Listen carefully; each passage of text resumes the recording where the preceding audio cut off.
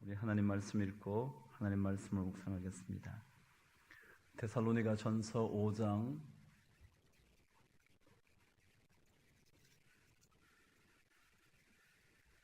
7절에서 11절까지 우리 하나님 말씀을 함께 보도록 하겠습니다. 저와 한 목소리로 하나님의 말씀을 읽죠. 7절 저와 함께 시작합니다. 시작.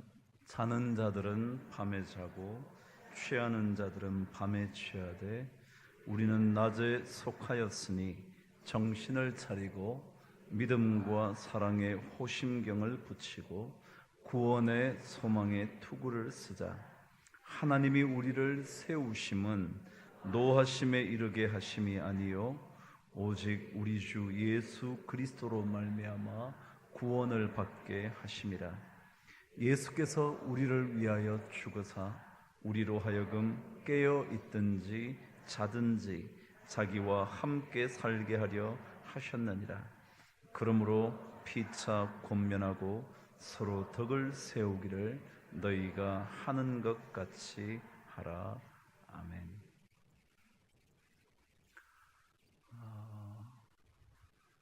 성경이 강력하게 대조 형태를 취하는 것 중에 하나가 빛과 어둠이라는 것입니다.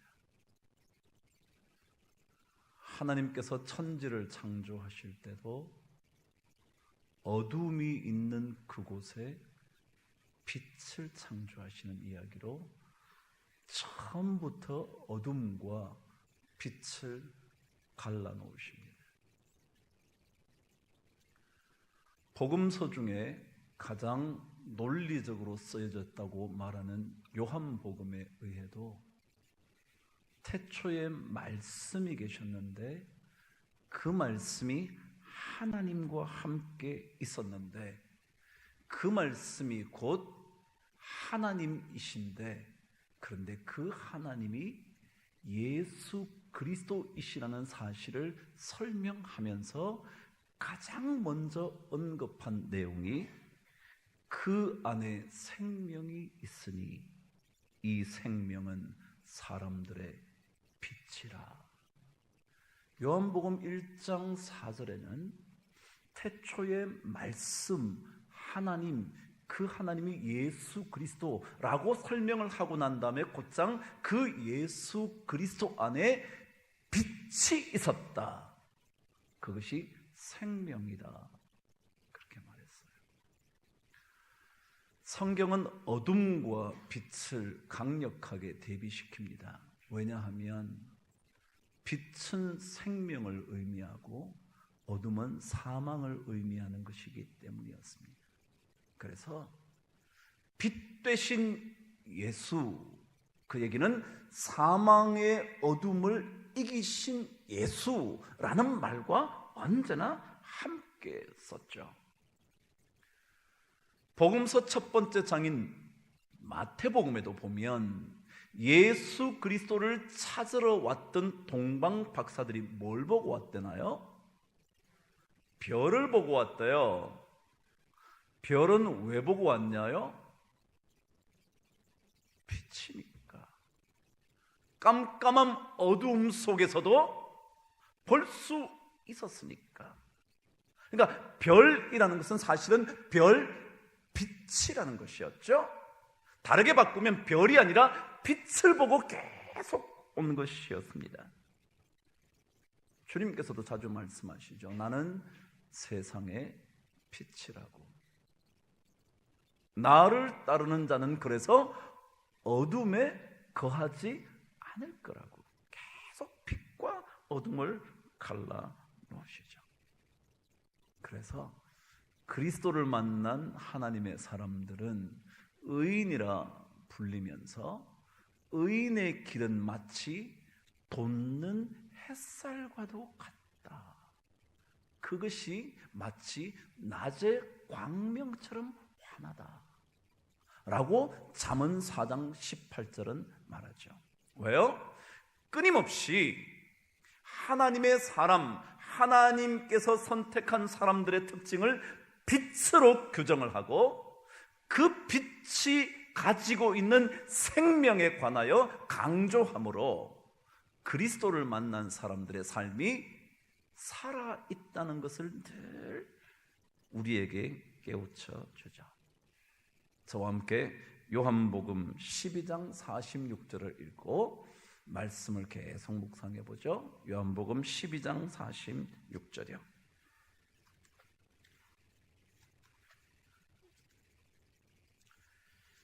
찾으셨나요? 12장 46절.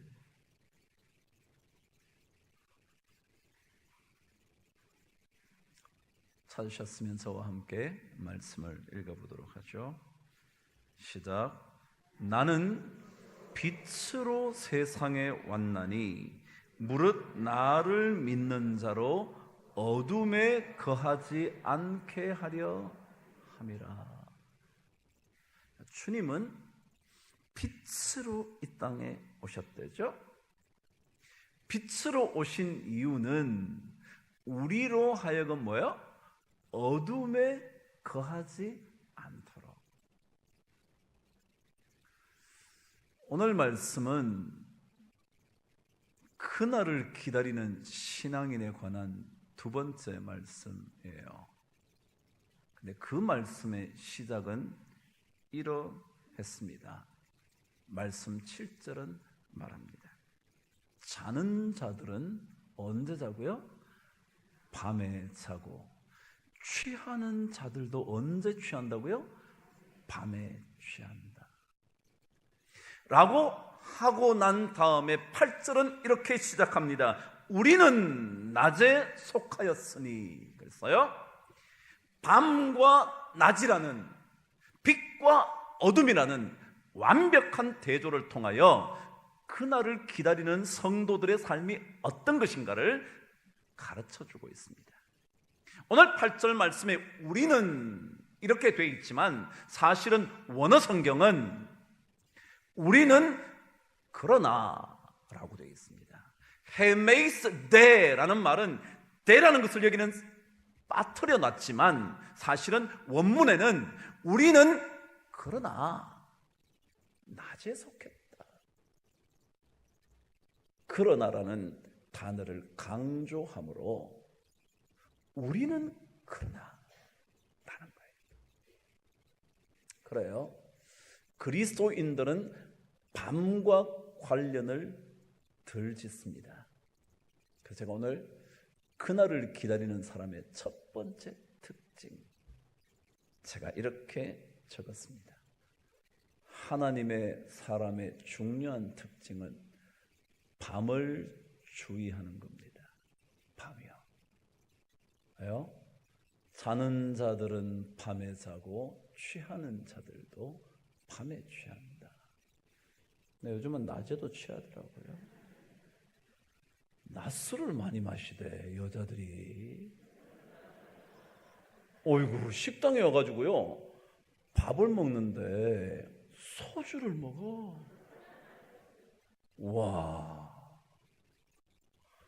정말 놀라웠어요. 근데 어쨌거나 오늘 성경은 취하는 자들도 밤에 취한다.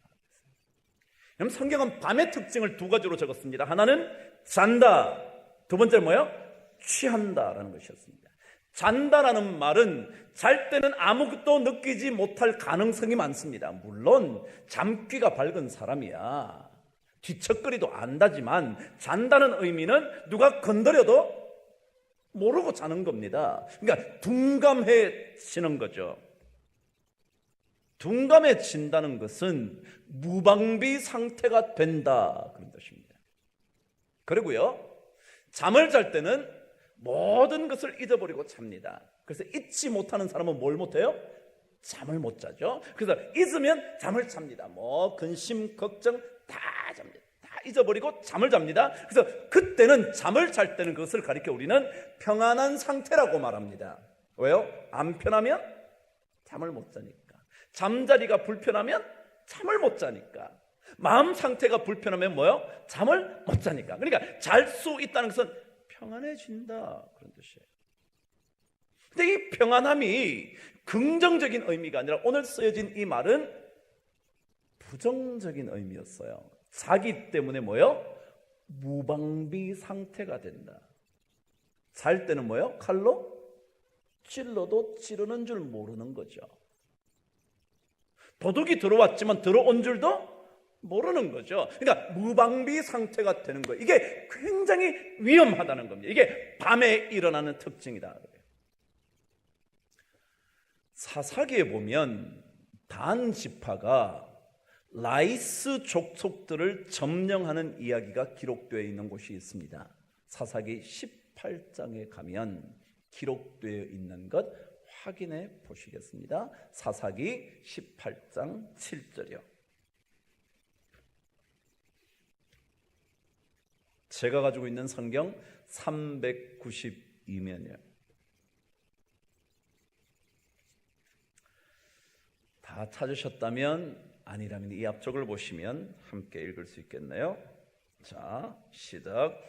이에 5 사람이 떠나 라이스에 이르러 거기 있는 백성을 본즉 염려 없이 거주하며 쉬운 사람들이 사는 것처럼 평온하며 안전하니 그 땅에는 부족한 것이 없으며 부를 누리며 시돈 사람들과 거리가 멀고 어떤 사람과도 상종을 아니하더라.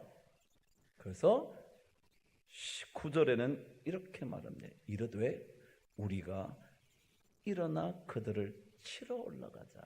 왜요? 그 사람들은 평안하다, 안전하다, 모자란 게 없다, 괜찮다. 그러니까 뭐요? 방비할 필요가 없어요. 방어할 필요가 없죠. 경성할 필요가 없죠. 깨어 있을 필요가 없죠. 왜요?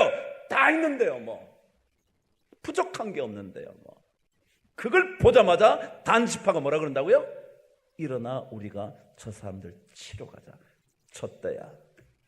그래요. 평안한 거요. 좋죠. 그러나 그것이 무방비 상태가 된다면 밤이 되는 겁니다. 그것은 주의하지 않으면 언제 우리 그리스도인들이 공격을 받을지 알지 못합니다. 베드로전서의 말씀처럼 마치 사탄과 마귀가 뭐처럼요? 우는 사자처럼 우리를 삼키려고 그러고 있는 거기에 우리는 방비하지 못하고 만다. 그래서 이 영적인 밤이라는 것은 무방비 상태를 의미하는 거다. 조심하면 막을 수 있는 위험을 조심하지 않은 채 살다가 그대로 당하는 거예요. 요즘 스몬비라는 족들이 많답니다. 그게 뭐냐면 스마트폰 하고 좀비. 그러니까 스마트폰 들고 계속 다니는 거예요. 그래가지고요 길을 건너는데도 뭐요? 차도 안 봐. 뭐만 봐요? 먼저 파란불만 딱 떨어지면 뭐만 봐요? 그 진짜 어떤 차가 오는지 그것 때문에 너무 사고가 많다는 거예요. 무방비 상태가 되는 겁니다. 여러분 파란불이라고 조심 안 해야 되나요? 그럼요. 건너갈 수 있는 때죠. 뭐 평안한 거죠. 차들이 설 거죠. 서줘야죠. 아무런 의미 없을 거라고 생각이 들죠. 그런데 그때가 위험하다고요. 그게 영적인 밤이라는 거예요. 그게 잔다. 두 번째는 이 밤의 특징을 두 번째 뭐라 그랬대요? 취한다 그랬어요. 여러분 취하는 게 뭐죠? 취해 보셨나요? 우리 여기 있는 사람은 취한 걸 몰라. 제가 설명을 해줘야 되나요? 취하고 나면요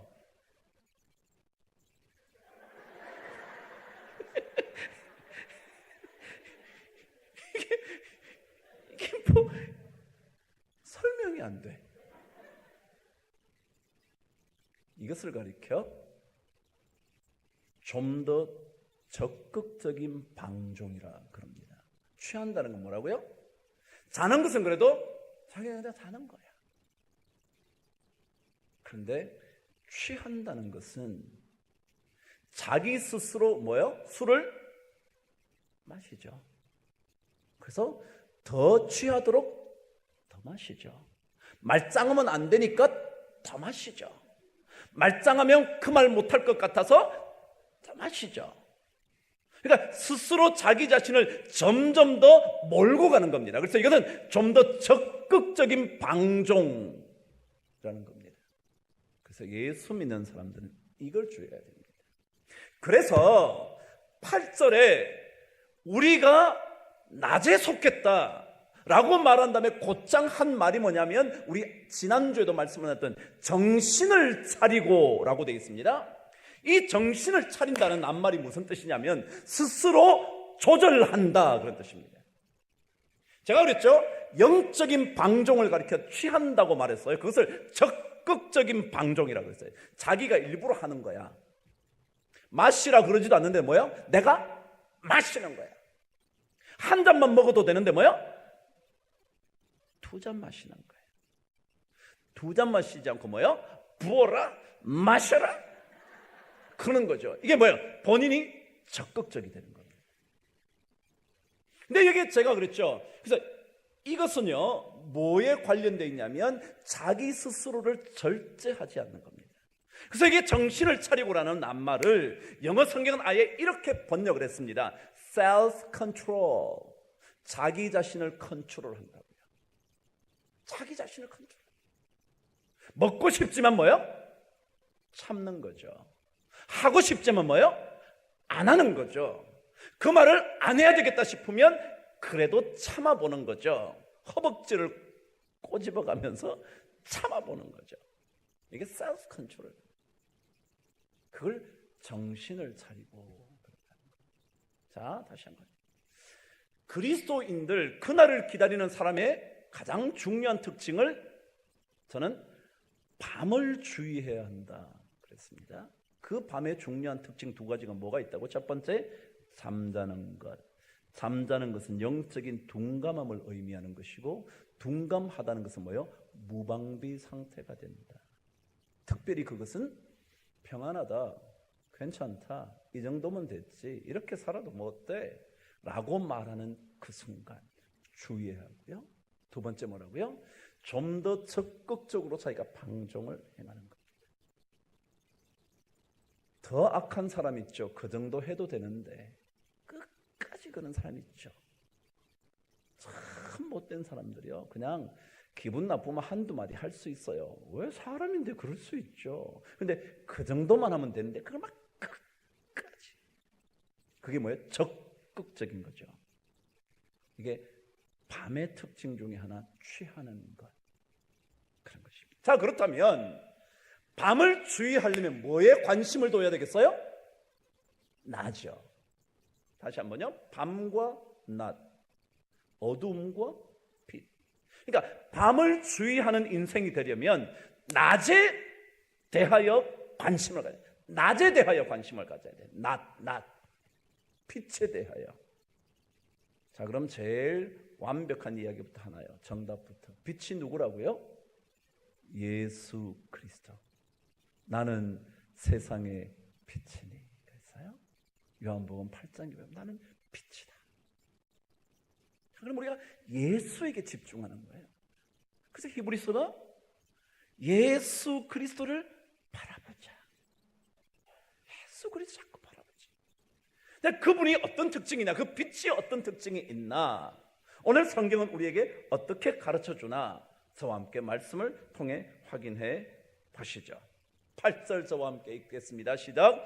우리는 낮에 속하였으니 정신을 차리고 믿음과 사랑에 호심경을 붙이고 구원의 소망의 투구를 쓰자.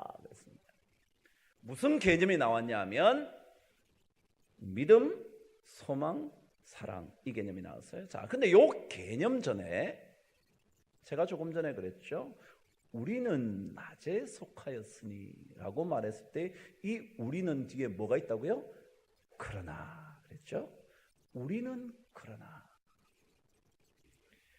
그날을 기다리는 사람의 특징은요, 낮에 주의하는 사람인데, 낮에 주의하는 사람의 특징은요, 우리는 조금은 다르게 산다.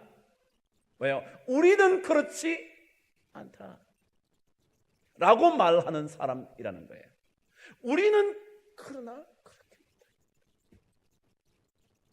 저도 충분히 맞붙어 싸우고 싶지만 우리는 그러나 그렇게 못다. 그래서 이런 특징이 있습니다. 예수 믿는 사람은 조금 다르게 살겠다고 결단한 사람입니다. 다르게 살겠다. 주님의 복음서 속에 나오는 이야기를 계속 읽어보면요, 주님은 계속 옛날에 율법은 이렇게 말하지만 나는 너희에게 이렇게 말한다, 그런 얘기 자주 하시는 거 보셨나요? 성경은 옛날부터 가져온 내 얘기는 이런 것인데 나는 그렇지 않아, 나는 이렇게 말해. 왜요? 뭐라는 거예요? 다르다는 거예요. 그래서 예수 믿는 사람은 조금 달라야 합니다. 하여간 달라야 합니다. 성경은 끊임없이 우리에게 가르쳐 줍니다. 똑같이 사는 것은 그리스도인의 삶이 아닐 뿐만 아니라 낮에 속한 사람의 특징이 아니라는 거예요. 전부 다 취하는 사람들은 밤에 취하는, 이거는 일반적이에요. 그런데 우리는 마치 낮에도 뭐 하는 거예요? 새술에 취한다. 낮에도 성령에 취해서 삶을 살아. 이게 다른 거예요. 다른 거. 다른 삶을 살아가는 거죠. 주님께서 이런 얘기 하셨죠. 세리도 이같이 하지 아니하냐? 그렇다면 너네들이 나은 것이 무엇이냐? 이런 얘기 하시는 거 들어보셨죠? 예를 들어 이런 거였습니다. 우리가 친한 사람에게 잘해요. 가까운 사람에게 잘해요. 자기에게 잘해주는 사람에게 잘해줘요. 그거는 누구도 한다고요? 세리도 이같이 하지 아니하냐? 그리고요, 세상 사람들도 다 이 복을 달라고 구해. 이것도 구하고 저것도 구하고 막 구해. 그랬더니 주님이 세리도 이같이 하지 아니하냐? 그것은 다 이방인들이 구하는 것이다. 너네들은 그런 거 구하지 말고 뭐요? 하나님의 나라와 그의 의를 구하라. 그럼요, 복음서를 계속 읽어보세요. 주님은 계속해서 나는 이렇게 말한다.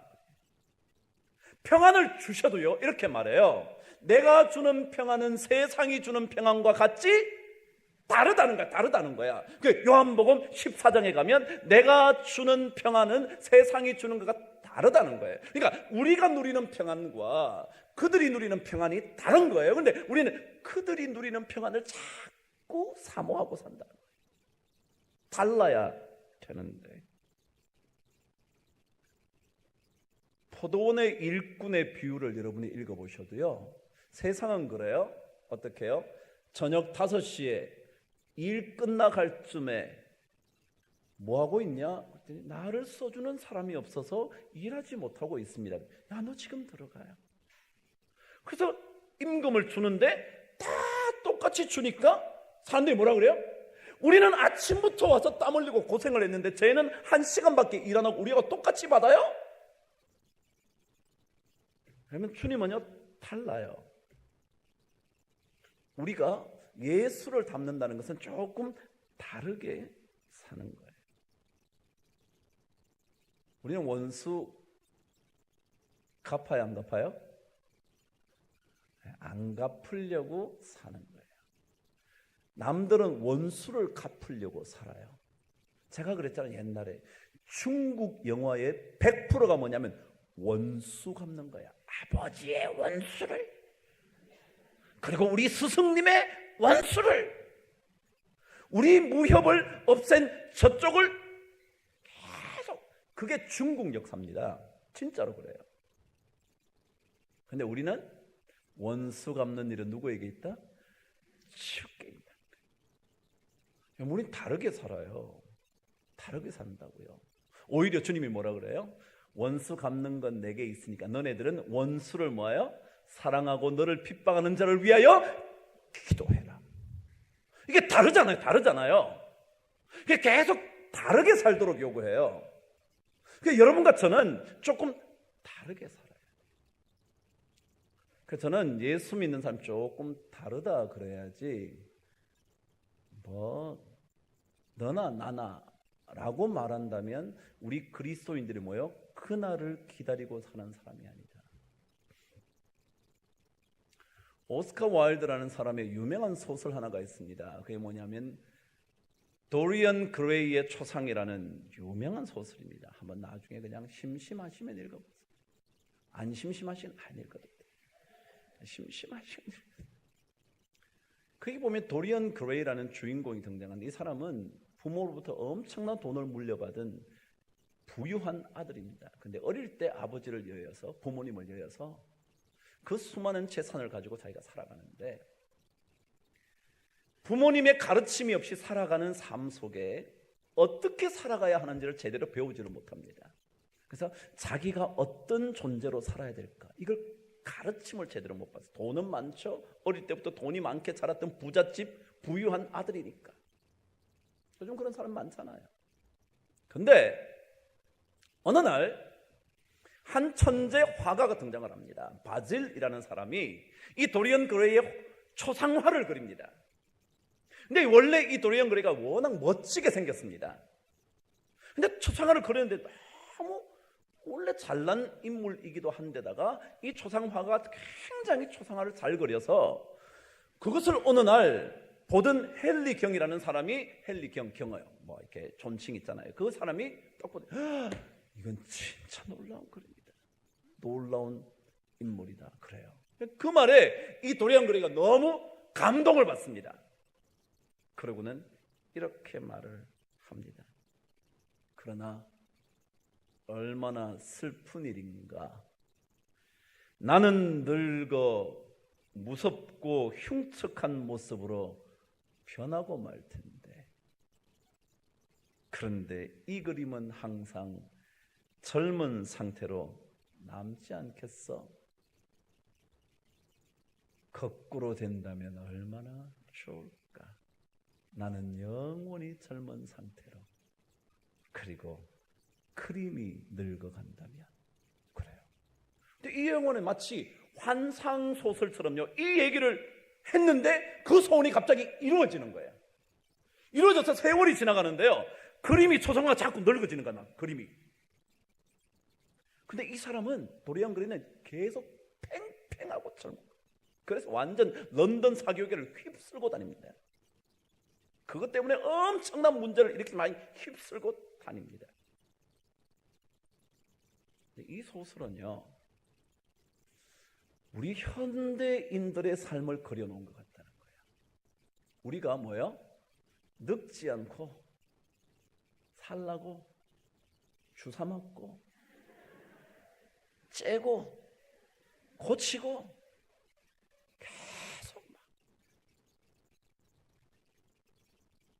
그러면서 정작 우리 안을 더 새롭게, 우리 영혼을 더 청결하게, 우리 영혼을 더 하나님 보시기에 아름답게, 이런 생각은 없고요, 전부 다 겉을 멀쩡하게 만들어내. 이게 겉을 멀쩡. 그래서 남들 보기에 좋은 집, 남들 보기에 좋은 직장, 어디 나가도 주눅 안 들려고 직장 이름 밝히고 싶거나 안 밝히고 싶고 사는 거예요. 뭐 어때요? 제가 늘 그러잖아요. 어떤 일이든지 열심히 성실하게 하면 맞죠. 오늘 신방 갔어요. 가서 점심을 먹는데 한 식당에 갔습니다. 근데 그 주인 되시는 분이, 뭐 제가 아마 우리 집사님이 이제 우리 교회 목사님 가시니까 음식을 잘 해달라고 부탁하셨나 보죠. 중자를 시켰는데 대자가 나왔대. 근데 그 주인이 성실 교회를 다니신대요. 그런데 그 주방에서 일하시는 분이 강북제일교회 교인입니다. 그러더라고요. 그러시냐 그랬더니 그 사장님이 뭐라 그러시냐면 얼마나 성실한지 얼마나 성실. 식사를 끝냈어요. 그게 뭐 1, 2, 3층으로 되어 있는 식당이라 어디 계시냐 그랬더니 저기 식당 그 주방이 저희들은 뭐 2층에서인가 먹었는데 하여간 저 아래층에 있대요. 그래서 제가 나가다 집사님 좀 뵀으면 좋겠다. 제가 처음 뵙는 성도님이에요. 뵀어요. 자, 기도를 했죠. 집사님, 제가 우리 사장님한테 들으니까 집사님 너무 성실하다. 내가 그 말을 듣는데 얼마나 좋았는지. 여러분, 무슨 일하면 어떤데요? 그게 부끄러우신가요? 그래서 더 멋진 회사 이름을 대기 위해서 여러분이 공부하나요? 돈 좀 더 많이 번 것이 영향력 있는 인생 될 것 같아서 그렇게 열심히 땀 흘리나요? 아니, 우리는 다르다는 거야. 다르다는 거야. 외적으로 꾸미는 도리언 그레이가 아니라는 거예요. 우리 안을 들여다볼 수 있는, 남들에게 드러나는 이미지만 생각하고 사는 인생이 아니라 내 마음속이 진짜 어떻게 되어가는가를 끊임없이 질문하면서 주님을 바라보면서 우리 삶을 조금씩 다르게 만들어 가는 거죠. 세상은 그렇지만 우리는 그렇지 않아요 라고 말할 수 있다면 그게 낮에 속한 사람, 그리고 주님의 오심을 기다리는 사람, 그 사람이에요. 왜요? 자는 사람은 밤에 자고 취하는 자들도 밤에 취하지만 우리는 그러나 다르다는 거예요. 우리는 다른 인생이에요. 다른 인생. 자, 우리 그래서 우리 교인들이 조금 전 다르게 살면 좋겠어요. 다 뭐 그때 끊는 거 신경 쓰지 마. 제 신발을 또 갔잖아요. 오늘 자녀 문제를 위해서 막 걱정을 하더라고요. 그래서 제가 아이고 집사님 뭔 걱정이요. 근데 때마침 저는 그것도 모르고 말씀을 제가 매일 적어 드린다 그랬잖아요. 베드로전서 5장 말씀 적었어요. 너희 염려를 다 주께 맡겨라. 이는 그가 돌보심이라. 그리고 그분께서 우리를 온전하게 하시고 굳건하게 하시고 강하게 하시고 그리고 그 터를 견고하게 하시리라. 집사님 진짜 저런 거 있어요. 그 아들 진짜 뭘 걱정해요. 기도 열심히 한다고 해서 감사하다. 왜냐면 그 집사님 진짜 기도 열심히 하는 분 제가 알거든요. 진짜 열심히 기도합니다.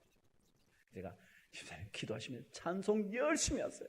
그리고 아들한테 문자 보냈어요. 야, 걱정할 거 하나도 없다. 하나님께서 주시면 너 인생 될 거니까. 1년 늦어지면 어떤데?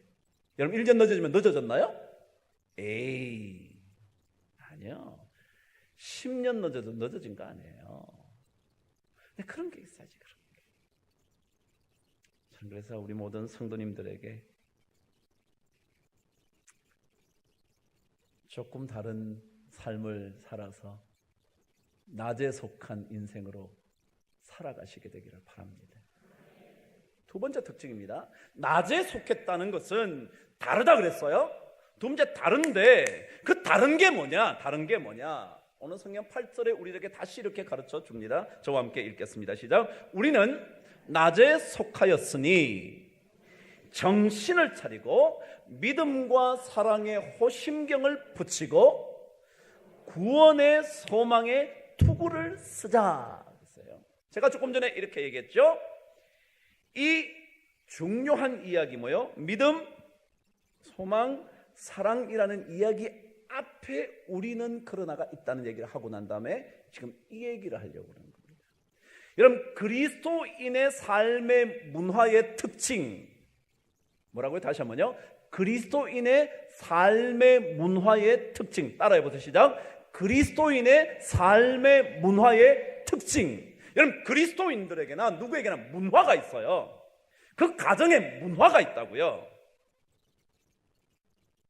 그런데 우리 예수 믿는 사람의 삶의 문화의 특징이 있다. 특징이 있다. 그게 뭐냐 하면 믿음, 소망, 사랑에 근거해서 살아야 된다. 이게 그리스도인의 문화예요. 제가 이렇게 썼어요. 그리스도인의 영적 문화를 따라 살아가는 것, 그것을 가리켜 그날을 기다리는 사람들의 삶이다. 그게 뭐라고요? 믿음, 소망, 사랑인데 오늘 이 사도 바울은 고린도전서에서는 믿음, 소망, 사랑 이렇게 말했는데 이 데살로니가 교인들에게 편지를 쓰면서 뭐라 그러냐면 믿음과 사랑의 호심경을 붙이고 구원의 소망의 투구를 쓰자 그렇게 돼 있어요. 그러니까 뭐하고 연결시켰다고요? 믿음과 사랑을 연결시켰어요. 그런데 어쨌거나 믿음, 사랑을 접어두고요, 그것을 어디에 붙이라 그랬다고요? 호심경 그랬어요. 호심경. 호심경은 뭐냐면 호자는 보호할 호자, 심자는 뭘 것 같아요? 이거 어떻게 하셨대? 그래서 옛날에는 이것을 가르쳐요. 흉배라 그랬어요. 옛날 우리 개정 나오기 전에 개혁파는요, 믿음과 사랑에 흉배를 붙이고 그랬어요. 흉배는 가슴을 보호하는 거예요. 가슴을 보호하는 거예요. 이 가슴은요, 목부터 시작해서 투구를 쓰면요, 투구를 쓰면 어디 요 얼굴까지 이렇게 그 다음에 바로 턱 아래 목부터는 뭐냐면 흉배라 그럽니다. 자, 그걸 저는 이렇게 말합니다. 왜 그런데 이것을 호심경이라 그랬을까? 마음을 보호하는 거라 그랬을까? 마음. 여러분, 내 성경은 이렇게 말했죠. 이 마음을 보호할 때 뭘로 보호해야 되냐면 믿음과 사랑으로 보호해야 된다. 제가 이렇게 얘기할게요. 믿어주는 거예요.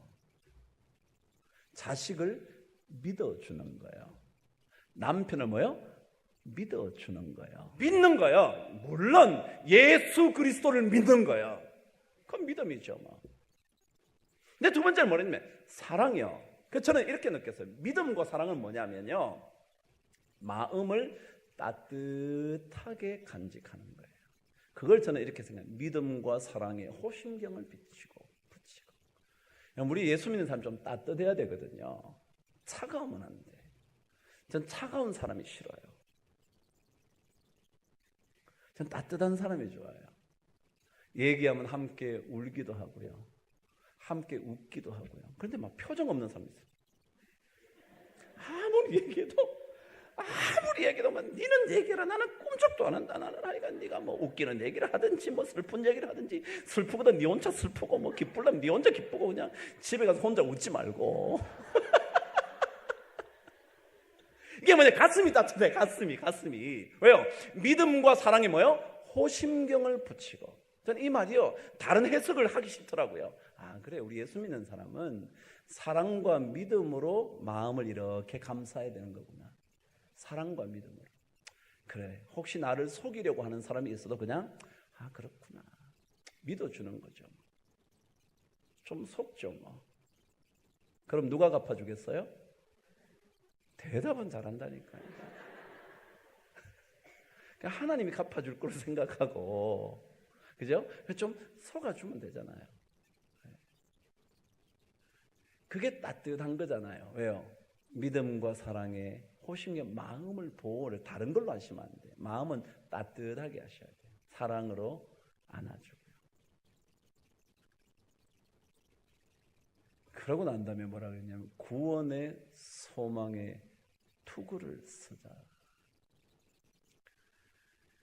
역시 예수 믿는 사람은요, 소망을 품고 살아야 돼요. 소망이요.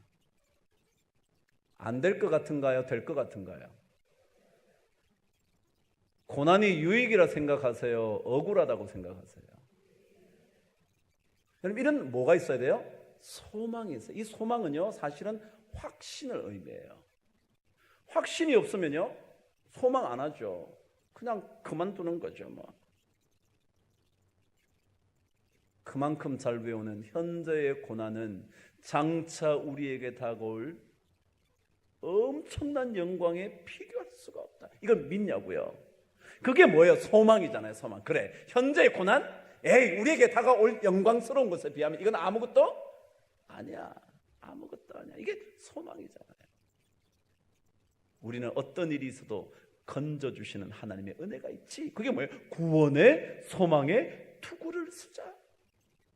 그럼 여러분의 머리는요, 다른 걸로 무장하면 안 돼요. 그냥 소망으로 가득 차야 돼.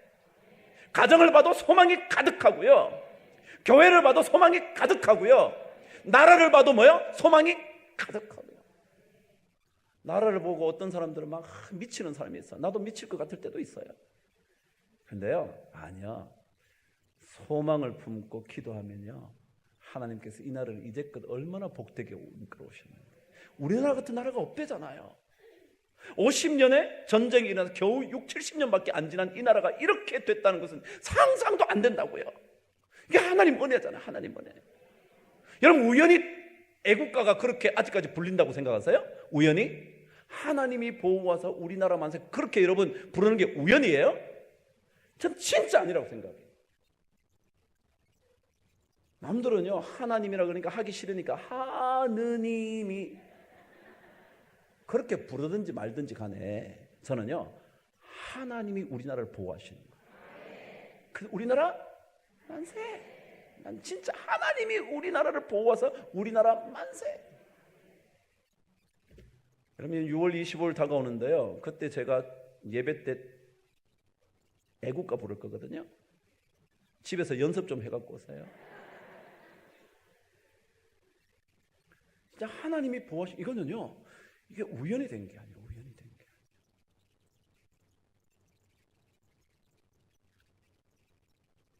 결론입니다.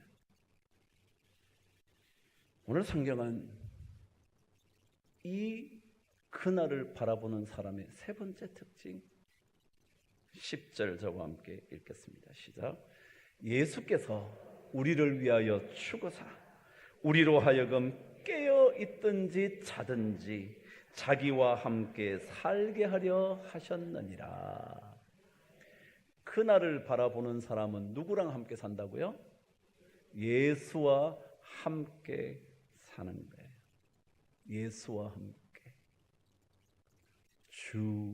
주와 같이 길 가는 것 즐거운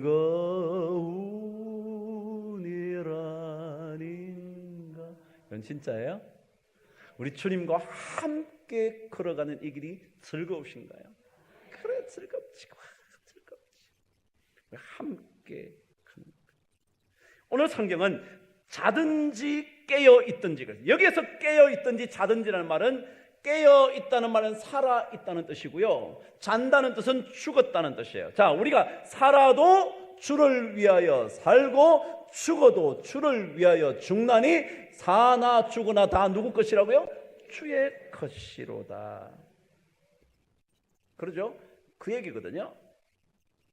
빌립보서 1장 20절로 가서 말씀을 한번 읽어보죠. 예수와 함께 산다는 게 뭔가? 그거요. 예수와 함께 살게 하려 하셨느니라. 근데 함께 산다는 게 뭔가? 빌립보서는 얼마 멀리 안 가도 있어요. 멀리 가면 또 찾아야 돼요. 그러니까 바로 앞쯤에 있으니까 대략. 빌립보서 1장 20절 저와 함께 말씀을 읽겠습니다. 시간이 많이 갔네요. 자, 읽으십시다.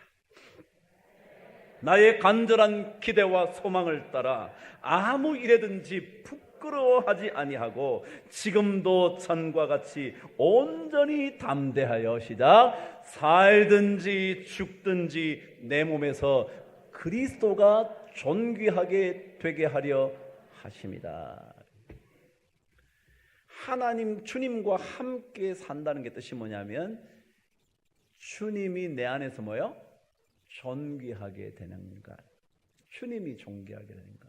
우리가 손에 좀 봐서 누가 존귀하게 된다면, 그리스도가 존귀하게 된다면 우리는 뭐 한다고요? 손에 좀 보겠다.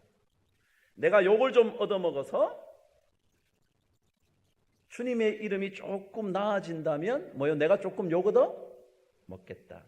내가 이 강아지야라고 말하지 않음으로 인하여 그리스도가 조금 높아진다면 그거 안 하겠다. 제가 지난번에 우리 아이가 차 사고가 나가지고요, 차가 너무 많이 부서져서 차를 할 수 없이 팔게 됐어요. 팔았죠. 그때 팔았는데 이 사람이 한참 지나더니 중고시장에다 팔았는데 저보고, 아버님, 왜냐면 아들 차를 팔았으니까, 아버님 사업자 등록증 있으시죠? 그런 거 제가 없는데, 난 사업 안 하는데. 그래서 근데 있다는 거야. 그저 없는데요. 그랬어요. 근데 이게 뭐 컴퓨터 열어보니까 아버님 성함으로 사업자 등록이 있다는 거야, 자꾸. 그래서 제가 오늘 집사님 전에, 집사님 제가 무슨 사업자 등록이 있나요? 그랬더니 있다는 거야. 그게 뭐냐면 강북 제1교회 뭐 옛날 우리 성교회 그러면서 강북 제1교회 성교회 그거 아마 비영리 사업단체 그걸 만들 때 있다는 거예요. 그래서 갖다 줬어요. 그 사람이 처음에는 내가 누군지 몰랐다가 강북 제1교회 성교회 보니까, 근데 이제 이 사람이 자꾸 나보고 아버님 뭐 하세요? 이게 묻더라고요. 아니 사면 됐지 왜 직업을 자꾸 물어. 근데 이렇게 들킬까봐 내가 조심하거든요. 그래가지고 난 그냥 놀아요. 웃으면서 그랬지. 그런데 이 사람이 컴퓨터에 앉아가 타다다다다 황영택 딱 치니까 뭘로 나와요? 저한테 전화해서 아버님 좋은 일 하시던데요? 좋은 일 하시던데요? 그러더라고요. 그러면 자기는 천주교 신자인데 아버님 목사님이시더군요. 제가 그 친구한테 욕 좀 했으면 어떡할 뻔했어요. 제가 그랬잖아요. 우리가 조금 손해범으로서 누가 높아진다면 주님이 높아진다면, 내가 남편에게 혹시 조금 무시당하지만 예수가 높아진다면, 야, 저 부인 진짜 나한테 욕 얻어먹으면서도 참 한마디 대꾸도 안 하고 저거 예수 믿더니 참 많이 바뀌었다. 그럴 수 있다면 이게 주와 함께 사는 거다. 주와 함께.